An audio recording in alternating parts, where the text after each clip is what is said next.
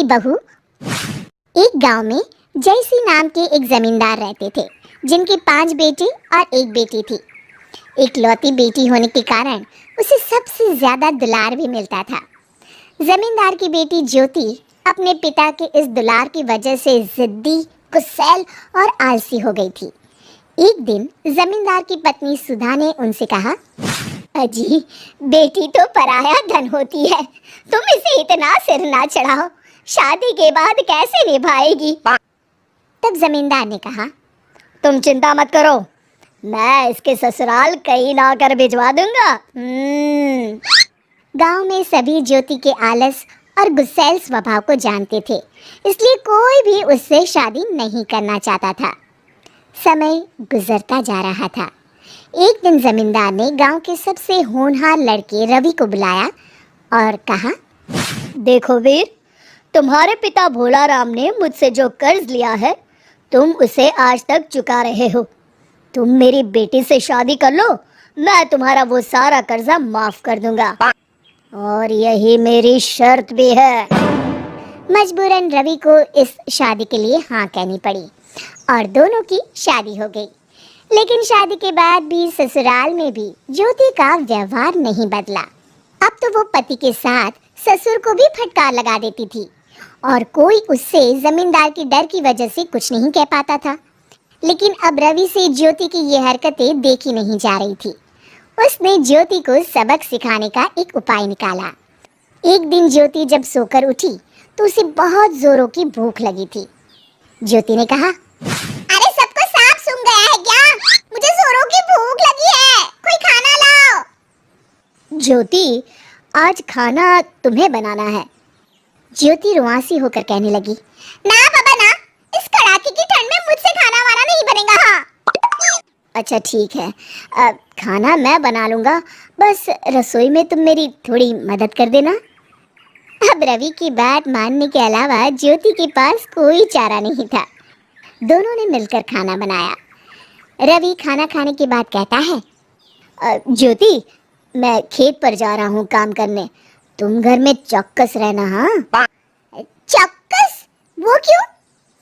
तुम्हें ये बात नहीं पता, लेकिन दिन में प्रेत यहाँ से गुजरते हैं और जो भी उनकी तरफ देखता है वो उसे नोच डालते हैं। ज्योति डर गई। नहीं, तब तो मैं यहाँ नहीं रहूंगी। तो क्या तुम मेरे साथ खेत चलोगी? मैं इस ठंड में बाहर नहीं जा सकती। लेकिन एक बात तो बताओ, ये प्रेत तुम्हारे सामने क्यों नहीं आते? मेरे सामने भी आते हैं, पर जो उनकी तरफ देखता है या उनसे आंख मिलाता है, प्रेत उसी पर हावी हो जाते हैं। इसीलिए तो हम अपने दिन भर के काम में इतना व्यस्त रहते हैं ताकि उनकी तरफ देखने का समय ना मिले। अच्छा, अब मैं जा रहा हूँ। इतना कहकर रवि खेतों की ओर चल दिया। घर में खाली बैठी ज्योति को अब ये सोचकर डर लगने लगा। उसने सोचा, हे भगवान, अब मैं क्या करूँ? यहाँ अकेले मुझे काम करते रहना चाहिए ताकि मेरा भी ध्यान प्रेत पर न जाए। अब बिना माँ के काम करना ज्योति की मजबूरी बन गई थी। वो डर से खाली भी नहीं बैठ सकती थी। उसने मन में सोचा, रवि के आने से पहले क्यों ना खाना ही बना लूं। उस रात को खाना ज्योति ने बनाया। रवि जब घर आया तो देखा पूरा घर साफ होने के साथ साथ रात का खाना भी बन गया है। ये देखकर वो बहुत ही खुश हुआ। ज्योति ने कहा, आज प्रेत नहीं आए जी, मैं पूरा दिन काम में ही जुटी रही। हाँ, तभी शायद वो बगल से निकल गए होंगे। इसके बाद अब रोज ज्योति डर के मारे काम करने लगी और धीरे धीरे उसका स्वभाव बदल गया। 2 महीने निकल गए और एक दिन जमींदार अपनी पत्नी के संग अपनी बेटी ज्योति से मिलने आए।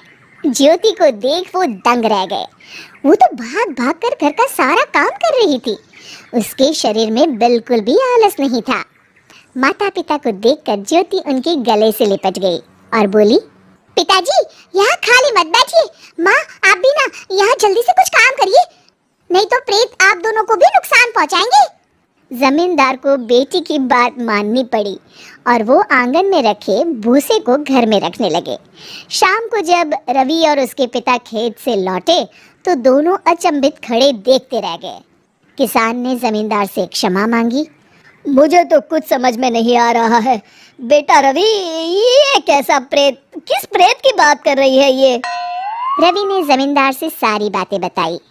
पिताजी, मुझे माफ करिएगा, लेकिन मैंने ज्योति के आलस को दूर करने के लिए ये प्रेत वाला झूठ बोला था, और भोली भाली ज्योति प्रेत वाली बात को सच मानकर खाली बैठने से डरने लगी और काम करने लग गई।